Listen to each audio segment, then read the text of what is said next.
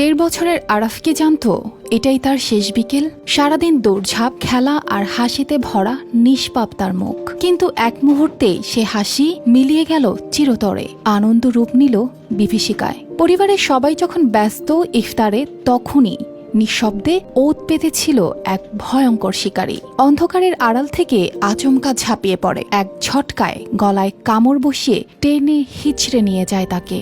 আর সেই মুহূর্তেই নিভে যায় এই ছোট্ট প্রাণের আলো।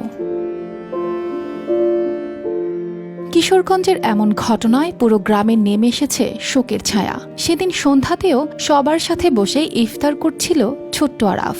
খাবার শেষে অন্যদের ব্যস্ততা বাড়তেই সে একাই বাড়ির উঠোনে চলে আসে, হয়তো খেলতে, হয়তো নিছক কৌতূহল থেকে। কিন্তু ঠিক তখনই ঘটে যায় মর্মান্তিক এক ঘটনা। কারো নজর না থাকায় একটি শিয়াল লুকিয়ে আসে অন্ধকার থেকে। মুহূর্তের মধ্যে আরাফকে গলায় কামড় দিয়ে টেনে নিয়ে যায়। বাড়ির ভেতর ব্যস্ত থাকা কেউ বুঝতেই পারেনি কি ঘটছে। বড় আপু বলতেছে যে ছেলেরে আনছিস কিনা, ছেলে না আরাফে আনছিস কিনা। পরে বলছে না, আমি তো আনি নাই।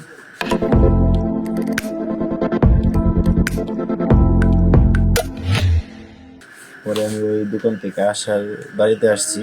পরে তো ওরে খুঁজাখুঁজি করার পর পাইনি। পরে আপনি মসজিদে এলান দেওয়া হয়েছে, এলান দেওয়ার পরে লোকে প্রস্তাব করতে পারিয়েছে এক ছেলে। পরে জঙ্গলের মধ্যে আর কি ছেলে যে নিয়ে গেছে ওখান থেকে পারি আর কি। সময়ের সঙ্গে সঙ্গে আরাফকে খুঁজতে শুরু করেন পরিবারের সদস্যরা, কিন্তু কোথাও তার দেখা নেই।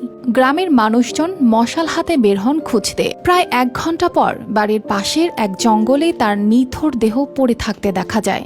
শিশুটির গলায় গভীর কামড়ের চিহ্ন, বুকের ওপর শিয়ালের নখের আঁচড় স্পষ্ট।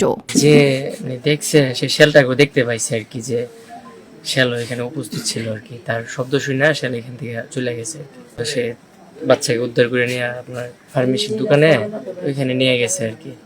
যাওয়ার পরে যে আমাদের এলাকার ডাক্তার নয়ন ভাই, উনি তার মৃত ঘোষণা করছে। তবুও আশায় বুক বেঁধে পরিবারের লোকজন দৌড়ে যান গ্রামের ফার্মেসিতে, কিন্তু ততক্ষণে সব শেষ। ফার্মেসির লোক জানিয়ে দেন শিশুটি আর বেঁচে নেই। News desk, RTV।